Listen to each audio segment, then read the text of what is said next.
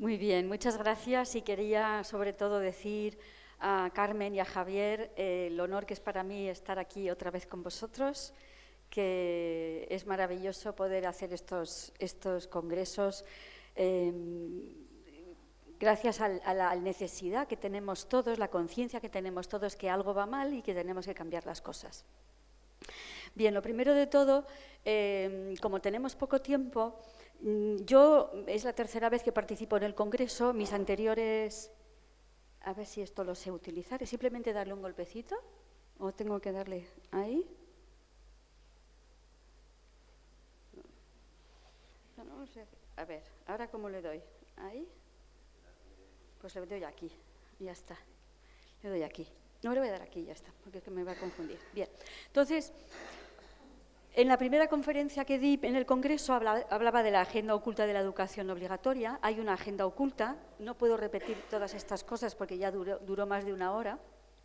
Así que os pido que, para entender lo que voy a decir ahora es necesario haberse visto las otras dos conferencias, pero bueno, hay que venir con los deberes hechos. Entonces, el año pasado hablé del sistema educativo y de las mentiras del poder que están mantenidas por el sistema educativo a través de los libros de texto.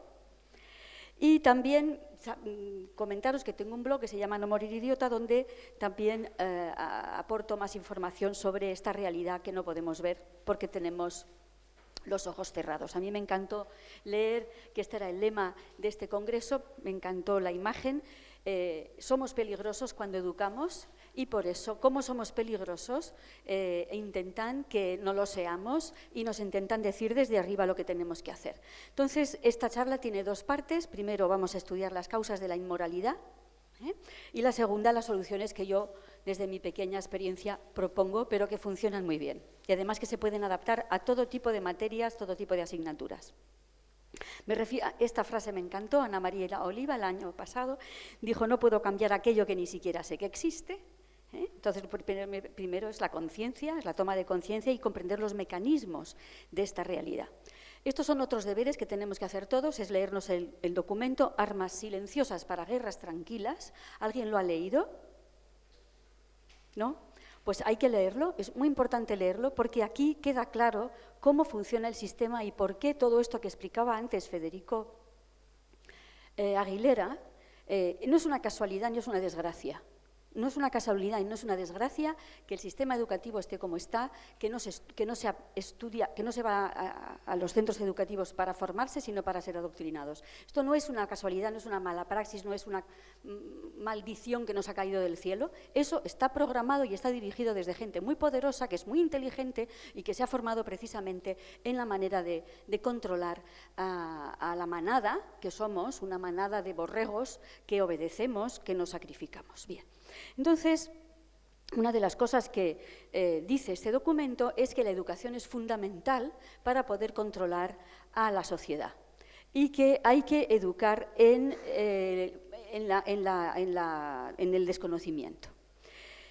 Y hay que favorecer la diversión. Diversión significa desconcentrarnos, apartarnos del verdadero interés, divertir, descentrarnos y enfocarnos en una dirección equivocada donde vamos a focalizar nuestra energía. Estoy fatal de la vista con esto del ordenador, no sé si a vosotros os pasa, pero yo ya no sé qué ponerme para ver.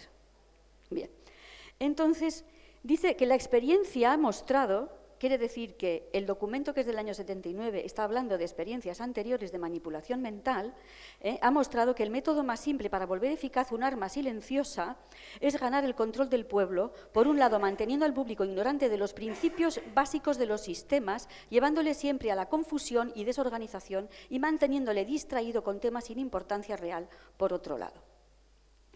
¿Y esto cómo se consigue? ¿Cómo se consigue descentrar a la población? Multiplicando sus confrontaciones y ataques emocionales, violación mental y emocional, por medio de un ataque constante de violencia, de guerra, de sexo en los medios de comunicación social, en particular la televisión y los periódicos. Es decir, que si ustedes han sentido que hay mucha violencia, mucho sexo y mucha... esto está diseñado, la realidad no es así. Y también dándole lo que ellos desean, en exceso, comida basura para el espíritu y privándole de lo que realmente necesitan. Entonces, que les quede claro que esto está diseñado y esto está programado. Entonces, una de las cosas que voy a hablar hoy, que nunca había comentado hasta ahora, es la cuestión de la televisión, el origen de la televisión. Esta es una imagen ideal, ¿no?, de que la familia es la televisión es un entretenimiento ideal para la familia feliz. Pero, acordaros, en las armas silenciosas dice, la célula familiar de las clases inferiores debe ser desintegrada. Y la televisión sirve para eso. Porque esta es la televisión. La televisión es un acto individual que nos aísla. Podemos estar 10 personas viendo la televisión y 10 personas que estamos separadas. No estamos compartiendo nada, estamos aislados. Y la televisión, ¿qué origen tiene? No sé si sabíais. Se suele decir que es americana, no es verdad. La televisión es un producto del adoctrinamiento de los nazis. Esta es la primera película, 1935, Heil Hitler, dice la presentadora, y se organizaron salones donde la gente no tenía televisión en su casa, acababa de nacer, y en centros cívicos, centros sociales, ponían un televisor y la gente iba ahí a recibir el adoctrinamiento. Bien. Y uno que explica muy bien, con un ejemplo muy específico, el origen de la televisión en Europa es Alan Watts, a no confundir con Alan Watts, que es un americano. Él no es americano, él es irlandés o escocés, ahora mismo no me acuerdo. Bien, entonces él explica lo siguiente, dice, yo vengo de una familia muy pobre y cuando nosotros éramos niños, los fines de semana, la familia iba al parque. Y es ahí donde nos reuníamos con todos nuestros vecinos. Ahí pues conocías a tu futura novia, charlabas con los vecinos, pues si necesitabas un arreglo, pues arreglabas con un amigo fontanero y tú le hacías un ñañapa en casa haciéndole no sé qué. Y es ahí donde se hablaba de política, local, nacional, internacional. Bien, dice, era gente pobre, eran gente trabajadora que no tenían derecho a crédito. Pero, sorprendentemente, el gobierno británico permitió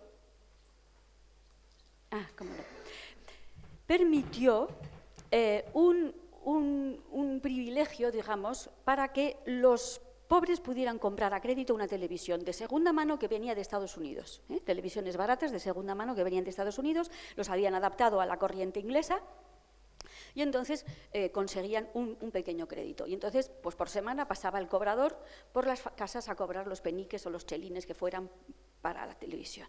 Y dice Alan Watts, dice, yo recuerdo que un mes después de que las familias consiguieran su televisión, en el parque no había nadie.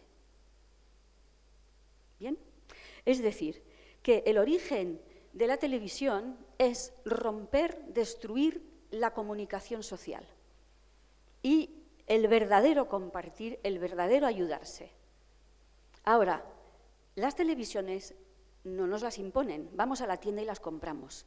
Y compramos una para mamá en la cocina, una para el salón para la familia, una para cada niño y en cada habitación hay una televisión.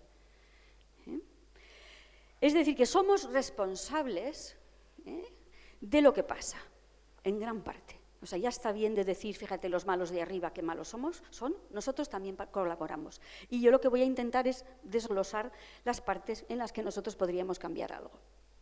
Entonces, esta imagen, ¿verdad?, es absolutamente falsa, esto es mentira, no hay ninguna felicidad. El propósito de la televisión es absolutamente inmoral. Bien, entonces, la educación actual es fruto de un mundo diabólico. Símbolo, vivimos en un mundo diabólico, símbolo es lo que une, es lo que une, y diabolo es lo que divide, lo que separa. Estamos separados, escindidos de nuestro propio ser, escindidos de la verdad, escindidos, separados de la naturaleza, que, como ha dicho Daniel, a la que pertenecemos, de la que formamos parte. Y ese estado de división, ese estado diabólico, es el motivo por el cual estamos tan mal.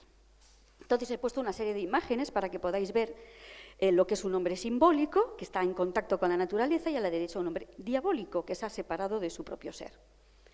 El hombre simbólico vive en contacto con la naturaleza, en armonía con ella, la respeta. El hombre diabólico vive en la violencia, en la agresividad, en el sometimiento de unos sobre otros. El hombre simbólico ama, disfruta. El hombre diabólico está en la violencia, en la agresividad, en el odio. Y en el enajenamiento ¿Qué es lo que provocan las drogas? Las drogas que de origen... hay un libro que yo les recomiendo, de Luis Carlos Restrepo, que también escribió un libro muy bonito sobre el derecho a la ternura. Les recomiendo el libro sobre la fruta prohibida, se llama, sobre las drogas. Las drogas son sustancias abstinenciales. Estoy como muy nerviosa, no sé qué me pasa. Con las prisas. Bueno, digo que las drogas son sustancias sapienciales, históricas, pero que no estaban a la disposición de todo el mundo, porque son siempre viajes muy peligrosos, digamos, porque hay que saber ir y volver. Entonces, la introducción de las drogas es un capítulo muy interesante. Les recomiendo que se lean el libro que se llama El Instituto Tavistock, de Daniel Stulin. Es un libro que describe muy bien que, por ejemplo, Woodstock fue una creación de los servicios de inteligencia, digamos, de los servicios de manipulación mental.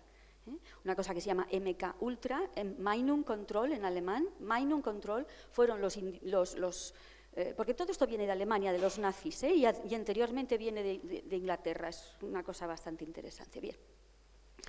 Bueno, pues la droga forma parte del enajenamiento. Para que estemos perdidos, que nos importe un pito todo y estemos... es la falta de responsabilidad y de asumir tu realidad, ¿no? Bien, simbólico, diabólico, simbólico, diabólico. Esta es una vedette de Walt Disney, fijaros qué tipo de espectáculos hace. Estos son, y luego, bueno, estas estrellas, saben que las estrellas guían a la humanidad hacia la luz.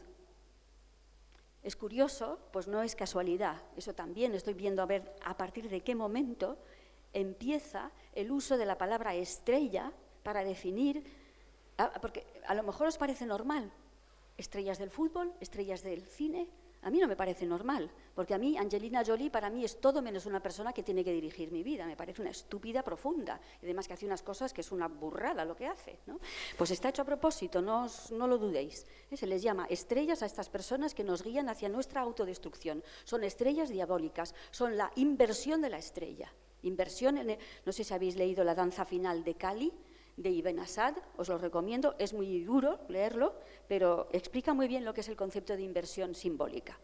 Bien, entonces estamos preparando a los niños hacia, perdón, estas cosas que pasan cuando uno no conoce el ordenador. A ver, mirad qué jueguito. A ver, ahora no funciona. ¿Funciona? Bueno. Perdón. Bueno, pues os lo cuento. La moto va... Se saltan todos los semáforos, todas las normas de circulación, sube por las aceras, en fin, tal y cual. Y de repente hay un coche que viene por detrás, salta así por encima, lo aplasta, sale del coche un policía con un fusil de asalto, le pega un tiro y le sale todos los sesos estampados por la acera. Este es el jueguito. Bien. Un videojuego más, pero esos videojuegos, que son diabólicos, establecen en los niños el relativismo moral. Pero además con el beneplácito de los padres. ¿Por qué? Porque son los padres los que han comprado y los que han dado el acuerdo, son las autoridades familiares ellos. Entonces, el no respeto de las leyes se instaura como algo divertido. El juego es saltarse la ley, atropellar, atacar, destruir, matar. Normaliza la violencia policial arbitraria, porque no lo cuestiona, es normal. El policía, ¿cómo que el policía, porque una persona conduce mal, puede salir de un coche y pegarte, destrozarte los sesos con un fusil de asalto? Entonces, cuando eso luego ocurre en la realidad, el niño ya está preparado porque ha jugado 200.000 veces con ese jueguito, en el que pasan cosas que son absolutamente inmorales, pero que se normalizan, es decir, que se hacen norma, que se hacen habituales, que se hacen lógicas. Bien. Entonces, bueno, no puedo, porque no hay tiempo, volver a hablar de esto. Para entender que la calidad de la educación es mala y está hecha a propósito, os remito a mis anteriores conferencias, y sobre todo a esta imagen es muy impresionante, en la que vemos cómo los estudiantes tienen la misma posición en la escuela como después delante de una máquina de coser o delante de un ordenador. En realidad, la escuela forma obreros y la universidad forma empleados. La escuela es una manera de fabricar esclavos. Estos esclavos, la fábrica, la universidad decía Bobadilla, José Bobadilla decía, es una fábrica de salchichas, lo que pasa es que ahora nadie se quiere comer esas salchichas, ¿eh? Entonces ahora tenemos 6 millones de salchichas que nadie se las quiere comer en España porque están formados para un tipo de organización social, de economía, donde pues no se las necesita, ¿no? Bien.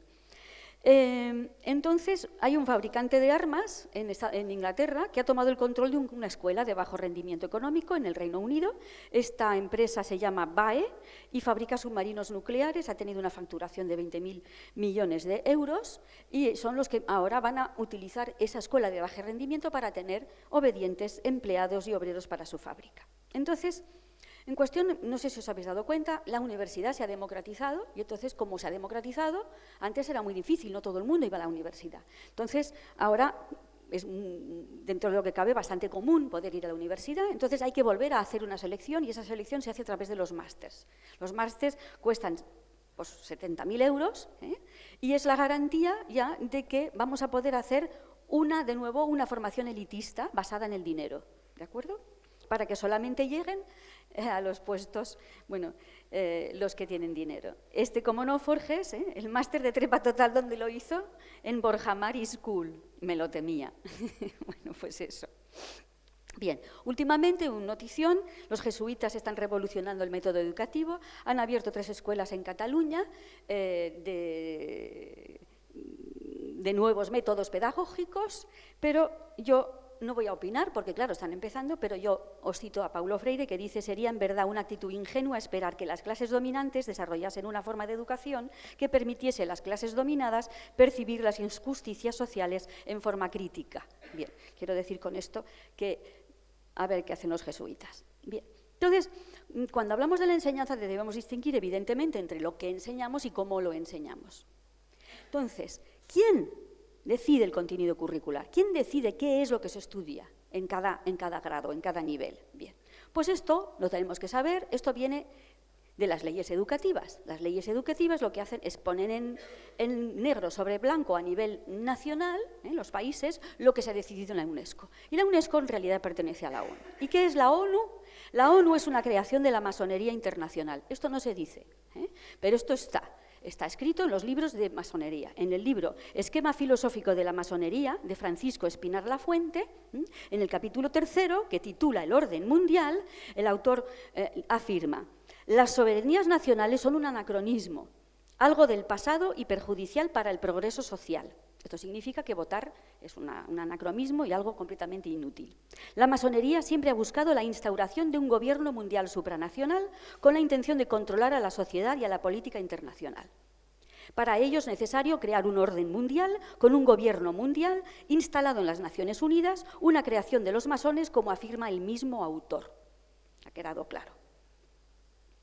Ahora, ¿quién es el impulsor y primer presidente de la UNESCO? Un señor que se llamaba Julian Huxley. Si os metéis en Wikipedia y buscáis su currículum, no os van a decir en absoluto estas cosas que os voy a decir yo. Bien, que era el hermano de Aldous Huxley, eso es normal, que era nieto de Thomas Huxley, amigo de Darwin y uno de sus promotores, pero sobre todo lo que es muy interesante es que este señor es un eugenista declarado. Fue de los cofundadores de la Sociedad Eugenésica, fue vicepresidente y presidente, casi toda su vida. Fue también presidente de la planificación familiar, que estipulaba esterilizaciones forzosas. Escribió varios artículos, uno de ellos era de la importancia vital de la eugenesia, otra frase famosa de él es necesario abandonar la idea de Dios, y luego una de las cosas de la sociedad eugenésica que plantea el doctor Charles Blacker es que sería perfectamente apropiado continuar la experimentación con alguna de las drogas esterilizantes que fueran utilizadas por los médicos nazis. O sea, ya tenemos claro, ¿no?, de dónde nos viene la UNESCO. Está relacionado con la masonería, está relacionado con la eugenesia y con el control social y con el control de la natalidad. Para daros un dato, que siempre cuando uno investiga descubre cosas que no sabía, yo no sabía que la UNESCO en el año 1970 había creado el NOMIC, que era el Nuevo Orden Mundial para la Información y la Comunicación. Esto fue un proyecto que no salió, pero que estuvieron intentando hacerlo. Era un proyecto para el control mundial de la información. Y claro, hubo tantas voces que se levantaron en el mundo entero, pero estaban planificados, querían hacer Como la UNESCO, que es el control de la educación, pues el NOMIC para el control de la información. Evidentemente, ahora, ¿cómo lo hacen? Pues porque son siempre las mismas empresas las que son dueñas de los medios de comunicación. Se reúnen 6 personas en un salón de reuniones y deciden sobre qué van a informar y cómo van a informar. Bien. Entonces, si queréis, tenéis ganas de investigar, la Ley Educativa Española del año 2004, en el BOE, lo podemos encontrar perfectamente, en el Real Decreto, pues dice muchas cosas que explican por qué hay lo que hay en los libros de texto. Y una de las cosas que dice es que hay que hablar mucho de la ciencia en los libros de texto. ¿Pero de qué ciencia se trata? No de la ciencia pura, que la ciencia pura es la búsqueda de la verdad, sin tener en cuenta sus aplicaciones. Se trata de otra ciencia. Una ciencia química, pero ¿de qué química? De una química aplicada a, fijaros que en el BOE pone que hay que hablar de los chips, del CD-ROM, de los textiles, de las pinturas de paredes, de los cosméticos, del airbag y de los barnices. ¿Ustedes se creen que esto es serio? Pues esto significa hasta qué punto es importante para que se diga en una ley educativa que en los libros de texto se tiene que hablar de todas las bondades de los productos químicos. Bien, estas son las bondades de los productos químicos. Por si no saben, también está regulado en el BOE todos los productos químicos que son legales meterlos en el agua potable. Hay gente que me lo niega, pero ahí está. Uno de ellos es el fluoruro de sodio, que es el principal ingrediente del matarratas y se puede poner en el agua potable. Entonces, hay ciudades que fluoran el agua potable. Y esto genera, porque se utilizaba en los campos de concentración, ponían flúor en el agua de los campos de concentración porque destruye la rebeldía, te vuelve apático. Y no es por nada que la sociedad está como está. Claro, estamos alelaos. Bien, entonces, dentro de los libros de texto hay aquí una colección de frases. Lo que pasa es que lo que yo quiero es pasar a la acción, no solamente a describir el horror, que ya sabemos que es un horror. El mayor adelanto ha sido el empleo de compuestos hormonales sintéticos para incrementar el peso del ganado vacuno en explotación intensiva. Fijaros la frase, el mayor adelanto, no hay otro mayor, el mayor. O sea, encima ni siquiera modulan, no, el mayor.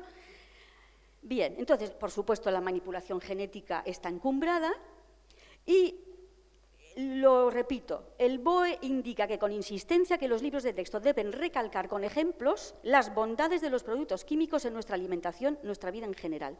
Todos nuestros problemas se solucionarán con la tecnología porque no existen problemas emocionales. Repito, no existen los problemas emocionales. En los libros de texto no hay problemas emocionales. Bien. Fijaros la frase, primero de bachillerato, ya son mayorcitos, la tecnología se ocupa de aportar los medios necesarios para satisfacer las necesidades humanas, es decir, que no tenemos otras más que las que se solucionan con métodos con tecnología. Por supuesto, ni una palabra de los peligros de la química, aunque el glifosato ha sido declarado por la OMS cancerígeno, no, eso no existe en los libros de texto. Tampoco se dice que hay un agricultor en Francia que ha quedado minusválido por inhalar pesticida laso, que por suerte ha ganado contra el monstruo de Monsanto. Recordaros que los productos químicos de limpieza son la segunda causa de cáncer de pulmón, no solamente el tabaco, el segundo. Y, por supuesto, en los libros de texto no os van a decir que existen productos de limpieza naturales, caseros, baratos y seguros, como son el jabón, el limón, el vinagre, etcétera. Bien, entonces, dentro de los libros de texto, por supuesto, viene también la apología de la agricultura moderna, en la que lo mejor que podemos hacer es que la agricultura tradicional es un horror y lo que mejor que podemos hacer es separar la agricultura de la ganadería. Esto es lo que se llama la revolución verde y que hace que tanto los agricultores como los ganaderos dependen del petróleo, de los pesticidas, de los plaguicidas y de todos estos fertilizantes también.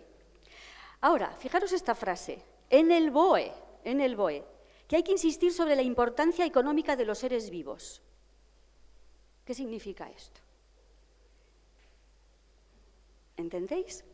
Que nosotros somos seres vivos y que tenemos que estar atentos al interés económico de los otros seres humanos que son seres vivos, no es solamente de los animales. Luego, otra cosa que me ha llamado mucho la atención en esta misma ley educativa es que no hablan de la tierra, hablan del suelo. y que el suelo, fijaros, casi todos los procesos relacionados con la formación de las rocas sedimentarias pueden generar concentraciones de minerales o elementos de interés económico. ¿Realmente es necesario en geología hablar del interés económico de los sedimentos? Es decir, que lo que se inculca en los niños sobre la tierra es que la tierra está ahí para hacer negocio, para explotarla, y que la tierra no es más que suelo y mercancía. Y, por supuesto, la normalización de la guerra. No pongo más ejemplos porque me alargaría demasiado.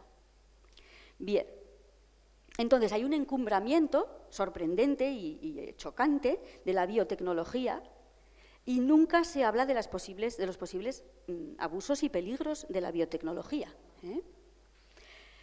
Ahora, esto me fascinó, conocimiento del medio, sexto de primaria, en el transporte aéreo. El transporte aéreo se ha modernizado en los últimos años. Ustedes saben que el primer avión comercial a reacción fue de 1952, el que tienen ustedes a la derecha. Es exactamente igual que los aviones de ahora, no ha habido absolutamente ningún cambio. Incluso yo diría que hemos ido a peor, porque antes cuando viajábamos los aviones eran más confortables y ahora somos como, estamos apiñados como en los barcos de los negregos del siglo XVIII. En cuanto a los coches eléctricos, se dice que son el futuro, cuando son el pasado. No sé si saben que el primer coche eléctrico ganó una carrera a todos los otros coches de gasolina en 1898, el de la izquierda, y que Thomas Edison y Ford hicieron un coche en 1914 eléctrico que iba a ser la bomba. Lo que pasa es que como las petroleras lo dejaron bien claro, se quemaron los almacenes en un accidente y ya nunca más se supo del coche eléctrico. Y luego informarles que existe un coche de aire comprimido fabricado por Tata Motors que cuesta 6.000 euros, se llena el tanque con 3 euros y tiene una autonomía de 300 kilómetros. Bien, y deciros también que este señor, que habíamos visto antes con su coche maravilloso, pues fue a presentar el coche a Bangkok y se suicidó desafortunadamente por el piso 22, desde el piso 22 de su hotel. Y luego hay otra cosa muy grave en los libros de texto, es que se dice lo siguiente: gracias a los avances técnicos, la información y la cultura están al alcance de todos. Estas frases, o por ejemplo, con la colaboración de todos pronto conseguiremos un mundo para todos. Pero ¿cómo le dices esto a un niño? ¿Qué pasa? El niño es tonto. El niño ve en televisión perfectamente que esto es un desastre, que en la vida estamos rodeados de psicópatas, criminales, como ha dicho antes Federico Aguilera, y los libros de texto mantienen una especie de cuento, una película, tratando a los niños como si fueran tontos. Por ejemplo, esta frase: la biodiversidad actual en nuestro planeta es la mayor que jamás ha existido. ¿A ustedes les parece que los niños se van a creer semejantes mentiras? Bien. Y este ya es el colmo. Cada día constatamos que las instituciones políticas actuales son poco útiles a la hora de solucionar los retos que tenemos planteados y debemos plantearnos la conveniencia de un gobierno mundial. Un libro de texto de la editorial Vicens Vives. ¿Qué os parece esta frase? ¿No os recuerda algo que he dicho anteriormente? ¿Qué os recuerda? La masonería, la ONU. Y resulta que investigo, Vicens Vives es un embajador de la UNESCO. Ya no vive, pero siempre ha sido un embajador de la UNESCO. Entonces, ven aquí la relación que hay, ¿no?, entre el contenido de los libros de texto y esta pequeña élite que domina el mundo y que controla los contenidos a través de la UNESCO. Entonces, sí, este es un libro que pide el gobierno mundial, un libro de texto. Entonces, he llamado, bueno, ahora os cuento.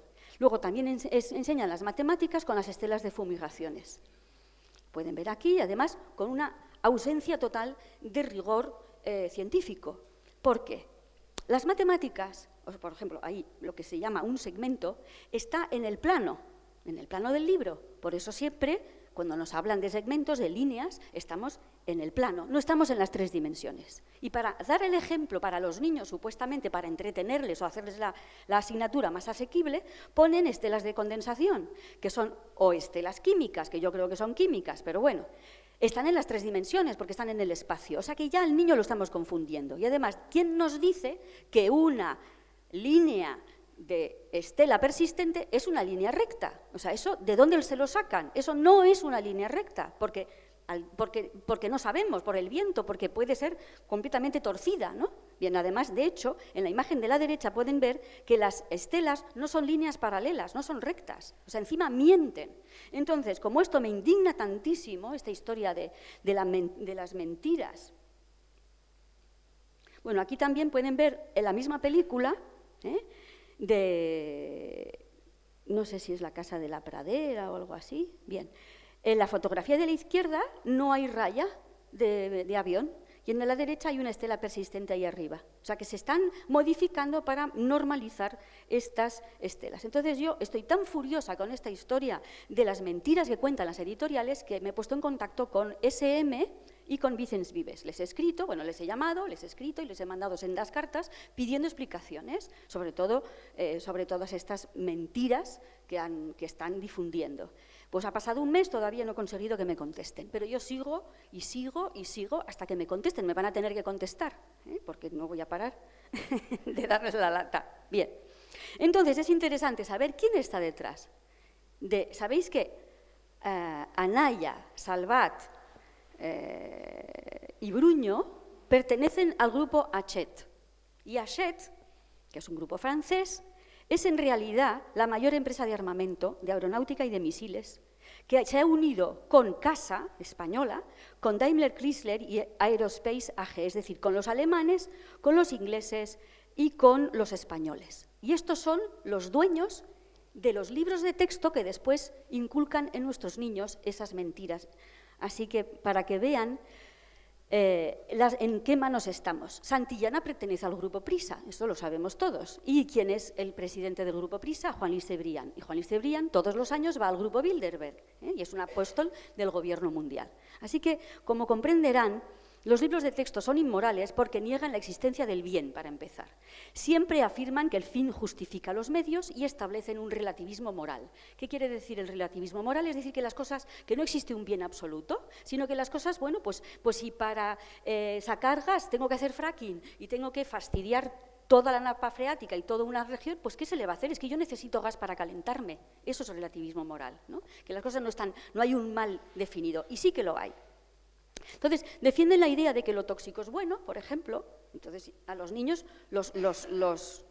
ya los descoloca, porque el niño, como ha dicho antes Daniel, el ser humano tiene el sentido de la bondad y de la justicia, inherentemente.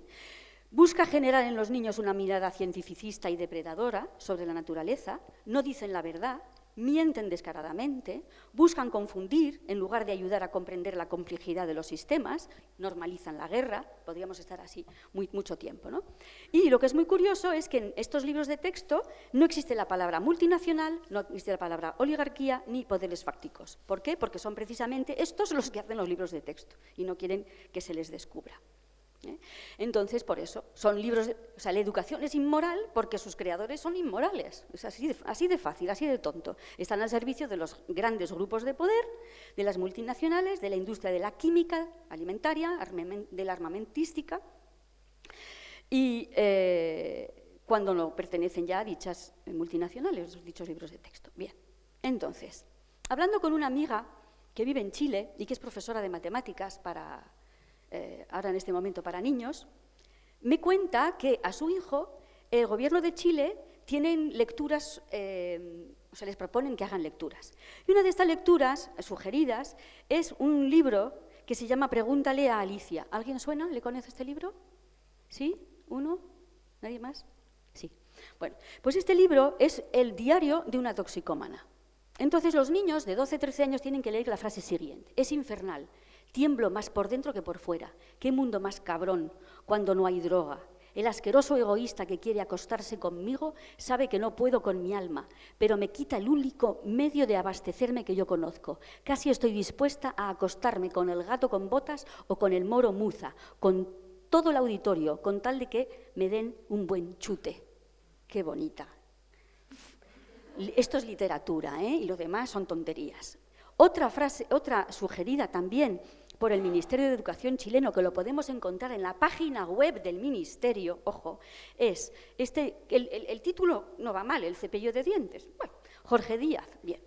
Dice, había una vez un rey que tenía la mala costumbre de comerse las uñas. Un día descubrió que su esposa, la reina, se acostaba con un anarquista de palacio dentro de su propia armadura y debajo de su propia cama. Desde entonces el rey dejó de comerse las uñas y comenzó a comerse los cuernos. ¡Qué edificante! No sé con quién me tengo que quedar, si con el de la armadura, el anarquista, los cuernos, en fin. Entonces, Adriana Pérez, que es esta profesora amiga, me escribe esta carta que quiero leeros porque yo le digo, por favor, descríbeme, porque ella estudió programación, estudió pedagogía y había dentro del curso de pedagogía y de métodos pedagógicos, le explicaban cómo se hacía para programar un cierto tipo de alumno. Entonces dice, en primer lugar tengo claro que si te hago vulnerable, te hago controlable, y si te empodero, entiende lo que es una fracción, ya que las mismas surgen para representar decimales de manera más cómoda. 2. Produzco quiebros que hagan discontinuo el programa, así acabo con la fluidez del conocimiento. 3. Desciendo temas más elevados a niveles inferiores. Y acá lo que muchos profesores no saben y no recuerdan es que el pensamiento lógico abstracto está mejor formado a partir de los 13 años aproximadamente. Con el eslogan de que los alumnos pueden aprender cualquier cosa a cualquier edad, veo como, por ejemplo, conceptos de física cuántica están en la malla curricular de los niños de 14 años, sin importar si saben sacar porcentajes de forma correcta o saben dividir. Los papás están chochos porque piensan que sus hijos están académicamente más elevados que ellos y los docentes se confían, atención, en que el programa lo hace un experto y que es el último grito científico, que se traduce mentalmente como verdad y progreso. Los chicos, por su parte, aprenden para dar el examen y luego olvidan el tema mal aprendido porque es poco o nada significativo.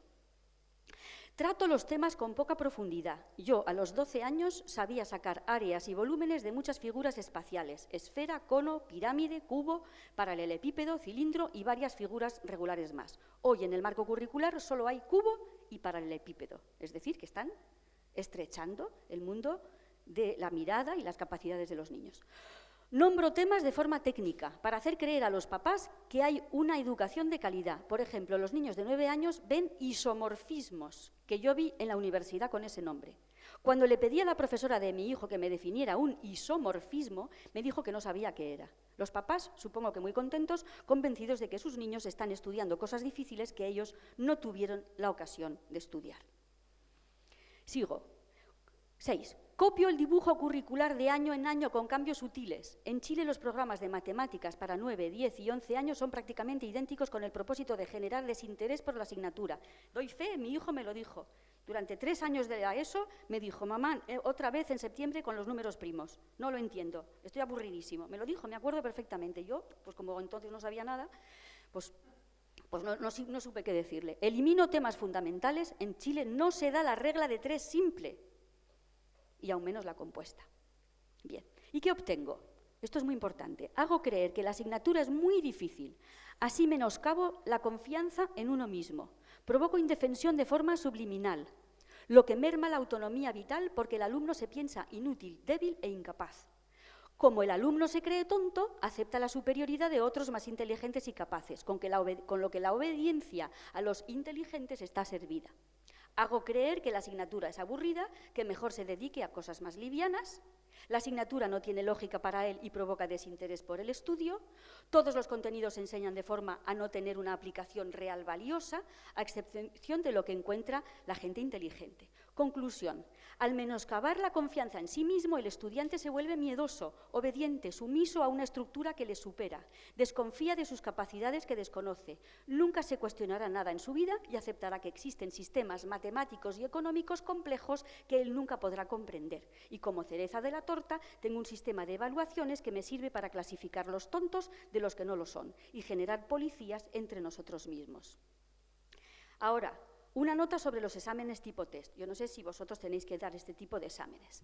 Cada pregunta solo tiene una respuesta, es decir, que se apoya sobre el pensamiento único. Solo hay una verdad y las demás opciones, por muy parecidas que sean, no son correctas. La discrepancia es nociva porque lleva al error y al suspenso. La matización o modulación es imposible. No fomenta la reflexión, el desarrollo de un razonamiento y la expresión de libre albedrío de las perspectivas individuales, es decir, conceptualmente reduce al individuo al lugar de máquina. Es decir, que nosotros estamos haciendo eso cuando aceptamos un examen tipo test. En nosotros está el decir a la dirección del colegio, al que sea, esto no se hace, porque así no puedo saber realmente qué es lo que sabe el alumno. Y cuenta muchas veces con el apoyo del profesorado, porque es más fácil y rápido corregir y evaluar, a pesar de que no dice nada del conocimiento real del alumno. Bien. Esto era lo que no quería decir, pero quería decir, esto es lo que no.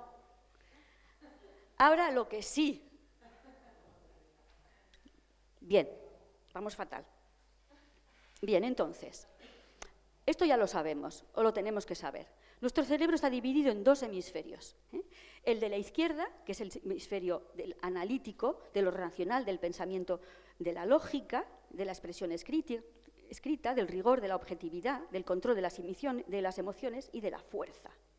Y que es el yang, que no lo llamaré lo masculino, es lo sagrado masculino, es diferente. A ver si nos vamos a enfrentar entre hombres y mujeres. No, porque todos tenemos hemisferios izquierdos y derechos, tanto hombres como mujeres, ¿vale? Bien, y el lado yin es el lado del sagrado femenino, es el pensamiento sintético, creativo, pensamiento holístico, es la imaginación, la intuición, la expresión musical, la flexibilidad, lo subjetivo, la libertad de expresión y la compasión. Bien. Pero ¿qué pasa si separo? Acordaros, diabólico, es lo que divido, lo que separo. Acordaros de la división del conocimiento en asignaturas inconexas. Esto forma parte del mismo plan. Vamos a dividir y enfrentar. Y además empujar hacia los extremos. Porque así genero desequilibrio, genero caos y genero miedo. Que eso es lo que quieren. Entonces, la polaridad yang extrema lleva a la rigidez, al pensamiento dogmático, a una personalidad controladora, escéptica, racionalista, cientificista, autoritaria, rechaza la espiritualidad, se controla sus emociones, es agresivo y va a la violencia. Ahora, extremo derecho, es una persona crédula, ingenua, insegura, kumbaya, New Age, pasiva, sentimentalista, buenismo, dependencia, debilidad, y eso genera sumisión. Y aquí está todo el grupo de los New Age, están de ese lado. O mejor dicho, en la foto de ese lado. Bien, entonces, lo que voy a proponer es hacer trabajos para que se unan estos dos lados maravillosos del ser humano y lograr una integración perfecta de nuestros dos hemisferios. Me vais a decir, ¿esta es la estrella de David de Israel y de los judíos? No. Ellos han robado este símbolo universal, como lo hicieron también los nazis con ¿cómo se llama? La esvástica, que es la rueda de la vida.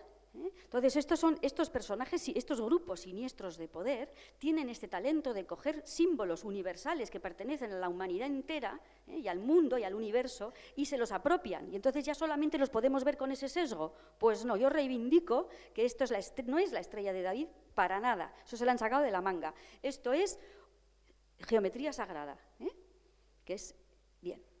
Entonces, no sé si os acordáis que una profesora de Andorra fue despedida por enseñar a leer a sus alumnos demasiado pronto. Sí. Entonces, la metodología actual, que tiene un origen prusiano y afirmado con el nazismo, se trata de retrasar la lectura, separar el conocimiento en asignaturas inconexas, bien. Y sobre todo, lo que hemos visto antes, ya lo hemos dicho, y mantener al público ignorante de las verdaderas matemáticas, de la verdad. Entonces, en la escolástica medieval, que era la manera en la que se estudiaba, primero, en el primer nivel se estudiaba el trivium, que era gramática, retórica y dialéctica, es decir, todo lo que tiene que ver con el lenguaje, con la lengua, con el pensamiento escrito. Y después se pasaba al nivel superior, que era la ciencia, que era aritmética, geometría, astronomía y música. No se podía entender antiguamente una persona culta que no tuviera esos dos conocimientos. Entonces, la separación de ciencias y letras forma parte del plan. ¿Sabéis lo que es el número phi? ¿Sabéis lo que es el número pi? ¿Por qué no sabemos qué es el número phi? ¿Qué es este? 1,61803, ¿verdad? El número phi no se estudia porque no sirve para nada. Eso me lo han dicho mucha gente. Pues ahora vais a ver cómo no sirve para nada. Primero, ¿cómo se dibuja un rectángulo áureo? La proporción áurea. Se hace un cuadrado, cogemos el centro, en el segmento de abajo, ¿vale?, del lado inferior, el compás que va del centro a la letra C arriba, ¿vale?, y bajamos hacia la derecha. Eso genera un rectángulo áureo. El rectángulo áureo se forma de un cuadrado y de un rectángulo áureo. Ese rectángulo áureo de la derecha se forma a su vez de un cuadrado y de un rectángulo áureo. ¿Me explico? Es decir, que contiene infinidades de rectángulos áureos. Y ese rectángulo áureo está dentro de muchas formas de la naturaleza, porque expresa la armonía universal. ¿Ahora entendéis por qué nos enseña? Porque expresa la armonía universal. Este es un conocimiento muy antiguo. El número phi aparece en infinitos de construcciones, de las más antiguas que tenemos conocidas, la pirámide de Giza, está ahí la proporción áurea.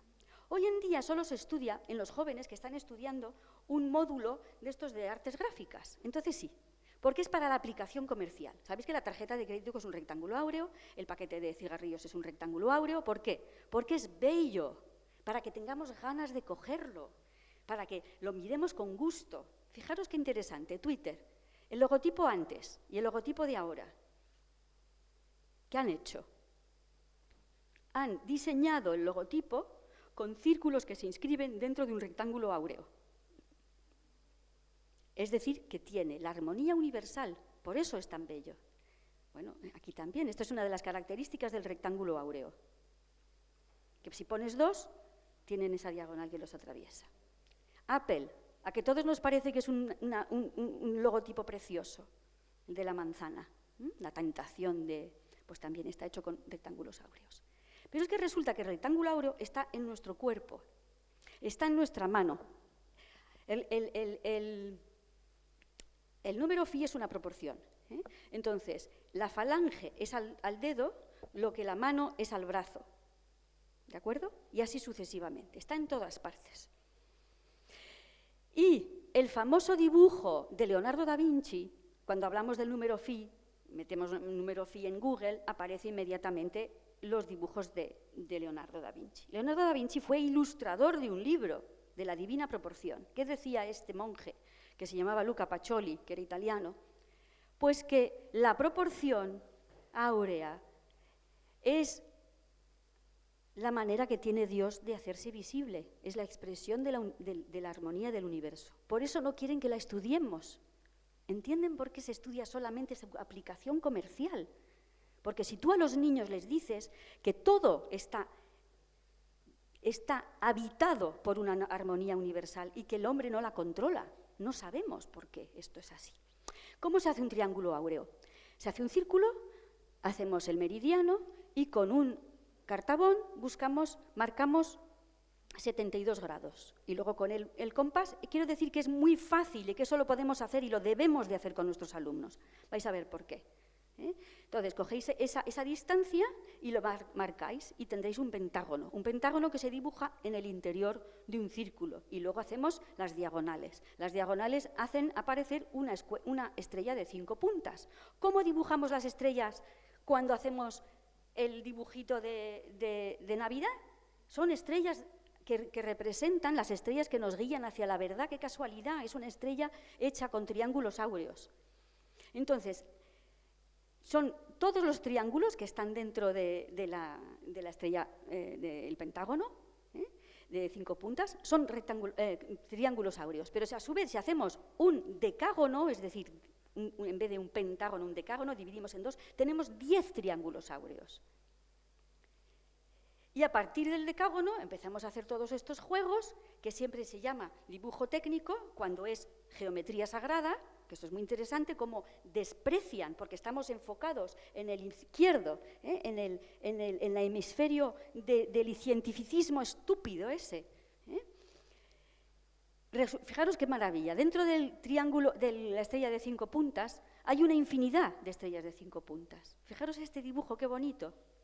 Y a su vez, cada estrella de 5 puntas tiene en su interior, estos son todo triángulos áureos. Bien.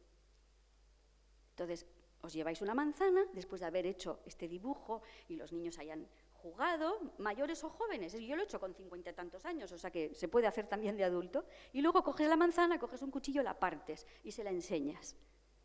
Y entonces dices, ostras, las semillas no se ponen así por casualidad. Las semillas se han puesto así. Se podrían poner por casualidad, quiero decir, repito, las semillas podrían estar puestas de cualquier manera, pero no, están puestas de una manera perfecta, armoniosa y con triángulos áureos.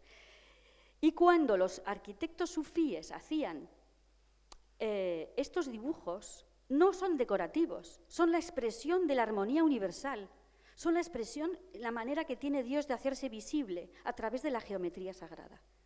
Y eso a lo mejor el pequeño aprendiz que está haciendo el trabajito de albañilería no lo sabe, pero su maestro que ha diseñado, claro que lo sabe, porque maneja la geometría sagrada. Y fijaros, las abejas también lo saben.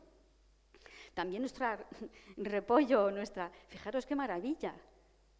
Todo esto es geometría sagrada, está en la naturaleza, y por eso no quieren que la estudiemos. ¿Conocéis esto? Masaru Emoto. Estos son cristales de agua congelados, agua cristalizada y fotografiada con microscopio. Fijaros qué maravillas hace la naturaleza. Bien, entonces os cuento una cosa que me estaba leyendo a Masaru Emoto, que es este señor de los cristales de agua. No puedo. Bueno, os lo cuento. Puse arroz, 2 meses después me había olvidado, el arroz de la izquierda le había puesto un mensaje de odio y salió negro, lo había metido en la nevera los dos, y el que le había puesto el mensaje de amor y comprensión, este estaba blanco. O sea, probadlo, es increíble la fuerza de la palabra. Bien, entonces vamos a hacer un ejercicio que es lo que hacen los niños en los colegios de las élites, para que lo hagamos nosotros en todos nuestros colegios Bien. A ver, yo os voy a pedir que... No sé si podemos aquí.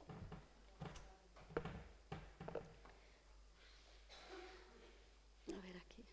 Bueno, qué pena, yo pensaba que se iba a ver súper bien. Bueno, olvidaros, como os decía, de todo lo que habéis aprendido y decidme qué está pasando, qué veis, qué hay ahí.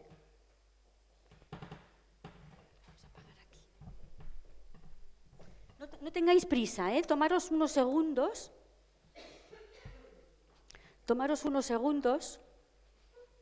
Y me decís qué creéis que está pasando.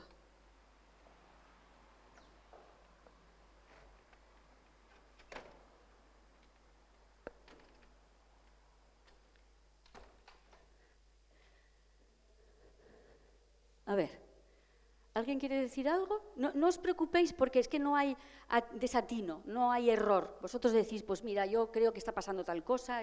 ¿Dónde estamos y qué está pasando? A ver, ¿quién se apunta? No, pero si es que no hace falta estudiar nada, simplemente decirme qué veis. O sea, supongo que veréis algo, ¿no? Parece que tenéis que acertar, no es ningún acertijo, ¿eh? Esto hay que tenerlo bien claro, no es ningún acertijo.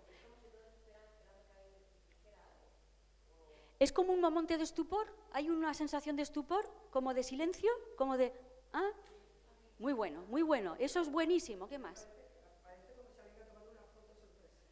Una foto sorpresa. Buenísimo. Parece que están como... buenísimo. Eso es lo que está pasando. ¿Sí? ¿Dónde estamos? A ver. ¿Hay un espejo? En el espejo hay unas personas. ¿Y dónde están esas personas? ¿Quiénes son? Son los que están afuera. Vale, entonces hay 2 personas aquí que están mirando la escena, ¿vale? Y atrás, bien. ¿Qué más veis? ¿Dónde estamos? ¿Dónde nos encontramos? A ver, el pintor está pintando estas personas. ¿Todo el mundo está de acuerdo con esa sugerencia? A ver, estas 2 personas que están metidas dentro del espejo, según dicen, estarían siendo retratadas por el pintor. ¿Todo el mundo está de acuerdo con eso? ¿Nadie discrepa? Por favor, discrepar.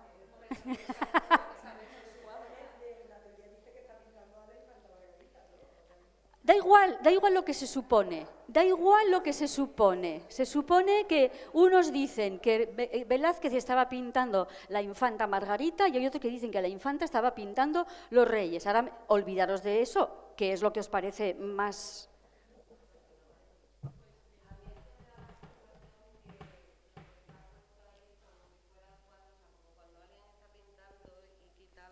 Dice, a ver si te gusta cómo va, como si estuviera viendo... Bien. ¿Alguien más sugiere algo? Ahora os voy a decir una cosa. Vamos, empezamos de la izquierda a la derecha. El primero a la arriba a la izquierda, ¿quién es? Después tenemos... ¿Una infanta se va a poner de rodillas? Por Dios, no. La ayudante, la criada, la menina. ¿Vale? Menina es la... Después, ¿quién tenemos? La infanta. ¿Cómo sabemos que es la más importante? Está en el centro y todo el mundo está pendiente de ella. Después tenemos la otra menina que está haciendo... ¿Qué está haciendo? Muy bien. Después, ¿qué tenemos? Una enana. Después tenemos un niño dando una patada a un perro o jugando o haciéndole el masaje. Y detrás, una monja. ¿Se puede ver qué está haciendo la monja? Está hablando. Vale. Y luego hay un señor afuera. Vale. Entonces, vosotros sabéis que Felipe IV es el rey más importante prácticamente de ese momento, se llamaba el rey Planeta. El rey más importante casi de la parte occidental del mundo va a bajar al taller de Velázquez, posar para el pintor mientras una monja está charlando. Eso no se entiende. Entonces, ¿qué ha pasado? Por el implante de los libros, todo el mundo ha aprendido la versión de que Velázquez estaba retratando los reyes de España que están aquí. Pero viene un americano, Jonathan Brown, que no tiene ni idea de nada, de todo esto, y resulta que dice, pero qué tontería es esta, el rey no puede estar ahí. De hecho, esa es la sorpresa de la que hablábamos al principio. La sorpresa, de esa sensación de sorpresa que teníamos al principio, es que sorprendentemente el rey y la reina de España han bajado al nivel del mundanal ruido de los trabajadores para ver el taller de Velázquez, cosa que no ocurría nunca, porque los reyes siempre están en la parte alta. ¿Entendéis? Entonces, ¿qué es lo que pasa? Que una parte del grupo ha visto a los reyes. Velázquez, la infanta, la menina que está haciendo la reverencia, la enana inteligente, que es fea y enana, pero es muy lista, y entonces ha dado cuenta que los reyes han entrado. Y los demás no se han dado cuenta. En cuanto todo el mundo se dé cuenta de que están aquí los reyes de España, esta escena va a cambiar. ¿Cómo se van a poner todos? Firmes, quietos, no se van a poder, Bien. Entonces, de esto se trata. Todos los días, si podéis, elegís un cuadro, una portada de un libro, lo que os apetezca, y ponéis una imagen y se comenta. Os lo miráis un poquito antes, no hace falta, puede ser, si es inglés, pues se hace en inglés, si es en clase de francés, en francés. Da igual. Cualquier profesor puede hacer esto. ¿Por qué? Esto une los dos hemisferios. Inconsciente, eso no puedes, porque sobre todo hay que animar a que se expresen, pero primero miran, se emocionan, dejan que se interconecten, entienden lo que quiero decir, ¿verdad? No estás escindido de ti mismo cuando estás mirando una cosa, intentando ver, y luego se puede hablar y además eso hace que los niños hablen, y no solamente que estén recibiendo. Ya está, muy bien. Pues lamentando mucho no poder hacer más ejemplos, muchas gracias por vuestra atención.